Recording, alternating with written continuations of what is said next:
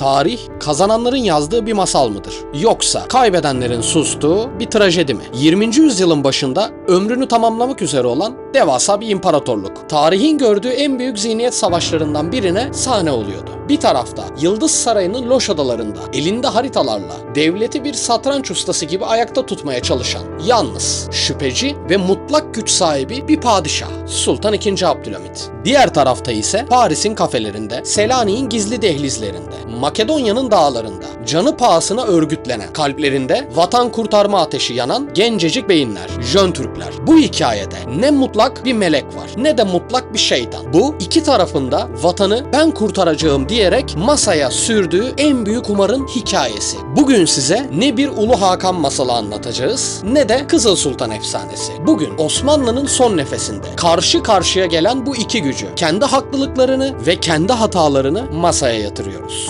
Videonun sonunda şu soruyla baş başa kalacaksınız. Hangisi haklıydı? Devleti korumak için demir yumruk mu gereklidir? Yoksa her ne pahasına olursa olsun hürriyet mi? Şimdiden tarafınızı seçmeye hazırlanın. Başlayalım. Takvimleri 1876'ya geri saralım. Abdülhamit tahta çıktığında kucağında bombalı bir paket buldu. Devlet iflas etmişti. Rus orduları İstanbul'un kapısına, Yeşilköy'e kadar dayanmıştı. İstanbul'un tebaası olan milletler birer birer isyan ediyordu. İlk meclis açılmıştı ama meclisteki her milletvekili kendi ulusunun bağımsızlığını, Osmanlı'nın parçalanmasını konuşuyordu. İşte Abdülhamit'in zihnindeki o büyük kırılma burada gerçekleşti. Padişah şunu gördü. Bu imparatorluk homojen bir millet değildi. İngiltere veya Fransa gibi hürriyet fikirleriyle yönetilemezdi. Eğer ipleri gevşetirse çok seslilik hürriyet değil, kaos ve parçalanma getirecekti. Abdülhamit rasyonel bir gerçekçiydi. Romantizme yer yoktu onun dünyasında. Meclisi kapattı, anayasayı askıya aldı ve 33 yıl sürecek olan o meşhur istibdat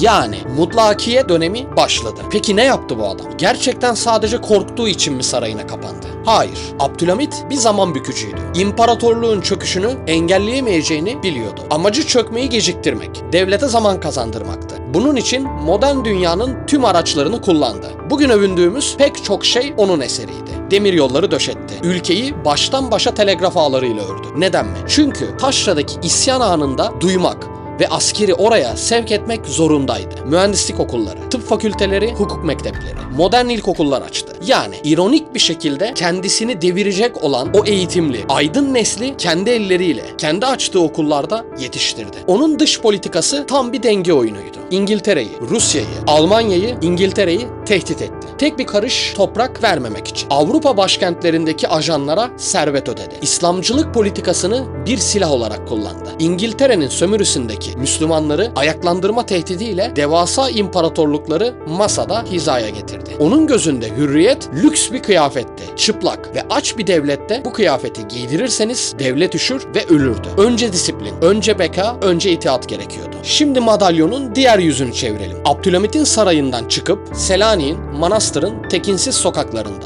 Harbiye koğuşlarına gidelim. Orada 20'li yaşlarında canını dişine takmış genç subaylar var. Enverler, Niyaziler, Talatlar, Mustafa'lar. Peki bu gençler hain miydi? Asla. Hepsi vatanseverlikten gözü dönmüş çocuklardı. Peki neydi onları çıldırtan? Neden padişaha isyan ediyordu? Çünkü dışarıdaki gerçek saraydaki telegraf raporlarından çok farklıydı. Abdülhamit'in kurduğu devasa hafiyelik teşkilatı yani jurnalcilik sistemi ülkenin üzerine kabus gibi çökmüştü. Kardeş kardeşe güvenmiyordu. Bir bakkal sevmediği bir komşusuna padişaha küfretti diye ihbar edebiliyor ve o insan bir daha geri dönemeyeceği sürgünlere gönderiliyordu. Kitaplar yakılıyor, gazeteler sansürleniyor. Hürriyet, vatan, adalet, hatta içinde yıldız veya burun geçen kelimelerin bile basılması yasaklanıyordu. Jön Türkler şunu görüyordu. Dünya değişiyor. Avrupa'da anayasal sistemler, insan hakları, özgür düşünce yükselirken Osmanlı İmparatorluğu bir kişinin şüpheleri ve korkularıyla bir hapishaneye dönüştürülüyordu. Onlara göre devletin yıkılmasının sebebi hürriyetsizlikti. Eğer meclis açılırsa, halk yönetime katılırsa, Hristiyan, Müslüman, Yahudi biz Osmanlı vatandaşıyız diyerek devlete bağlanacaktı. Milliyetçilik isyanları ancak adaletle ve hürriyetle durdurulabilirdi. Makedonya dağlarında çetelerle göğüs göğüse çarpışan bu genç subaylar Avrupa devletlerinin Osmanlı'yı parçalama planlarını canlı canlı müşahede ediyorlardı. Abdülhamit pasif, dengeye dayalı politikasını korkaklık olarak nitelendiriyorlardı. Onlara göre uyanmak gerekiyordu, silkelenmek gerekiyordu. Namık Kemal'in şiirleriyle büyümüşlerdi. Vatan gidiyordu ve sessiz kalmak, padişahın mutlakiyetine boyun eğmek suç ortaklığıydı. Ve o kaçınılmaz patlama 1908'de gerçekleşti. Binbaşı Enver ve Resneli Niyazi dağa çıktı. Rumeli'deki ordu padişaha isyan etti. Abdülhamit kendi yetiştirdiği ordunun kendisine silah doğrulttuğunu görünce 33 yıl sonra geri adım attı. Kanuni esası yeniden yürürlüğe girdi. İkinci meşrutiyet ilan edildi. O gün İstanbul ve Selanik sokaklarında yaşananları gözünün önüne getir. İnanılmaz bir illüzyon anıydı. Düne kadar dağda birbirini vuran Türk subayları sokaklarda sarılıp ağlaşıyordu. Yaşasın hürriyet, yaşasın adalet, yaşasın müsavat, yani eşitlik sloganları gökyüzünü inletiyordu. Jön Türkler başarmıştı. İstibdat yıkılmış,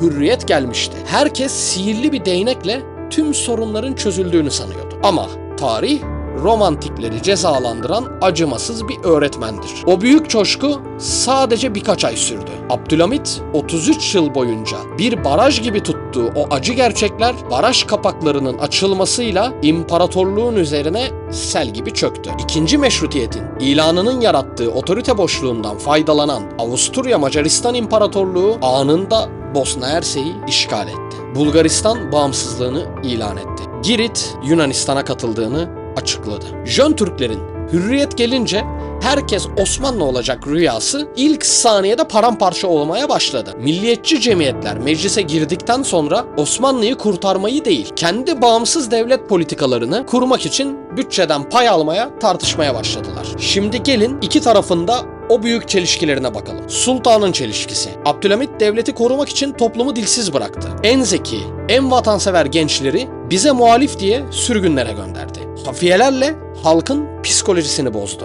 Evet, okullar açtı ama o okullarda özgürce düşünen değil, sadece itaat eden robotlar yetişsin istedi. Sonuç ne oldu? Kendini o kadar yalnızlaştırdı ki, etrafında o kadar çok dal kavukla doldurdu ki 1908'de daha çıkan bir subayın yarattığı dalgayı bile göremedi. Kendi kurduğu istihbarat ağı onu kendi halkının gerçeklerinden kopardı. Devleti korumak için milleti ezmek ne kadar meşru olabilir? Şimdi Jön Türklere bakalım. Yani sonraki adıyla İttihatçılara bakalım. Jön Türklerin çelişkisi. Bu gençler hürriyet, adalet ve eşitlik diyerek yönetimi ele geçirdiler. Abdülhamit ülkeyi baskıyla yönetiyor dediler. Ama güç ellerine geçince ne yaptılar? Sadece birkaç yıl içinde Abdülhamit'in baskıcı rejimini mumla aratacak bir askeri diktatörlük kurdular. Kendilerine muhalif olan gazetecileri Ahmet Samim, Hasan Fehmi sokak ortasında vurdular. Beğenmedikleri herkesi sürgüne gönderdiler. Abdülhamit'in 33 yıl boyunca diplomasiyle tek bir kurşun atmadan elinde tuttuğu toprakları tecrübesizlik ve fevri politikaları yüzünden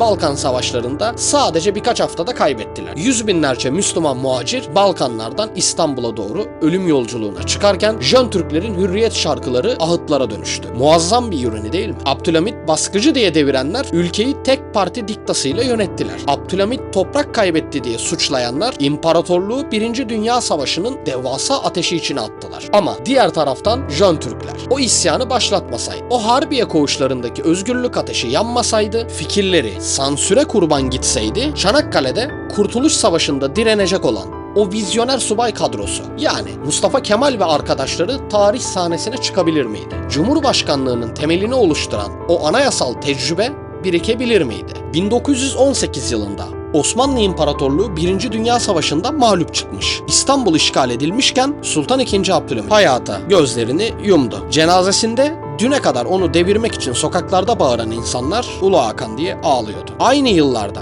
ülkeyi terk etmek zorunda kalan Jön Türkler lideri ise gurbet köşelerinde suikastlere kurban gidiyor ya da cephelerde son bir ümitle şehit düşüyorlardı. İki taraf da kaybetti. Olan o devasa imparatorluğun ve onun çocuklarına oldu. Şimdi soruyoruz. Bir tarafta halk henüz hazır değil. Bu coğrafyada hürriyet parçalanma getirir. Gerekirse baskı yapılır.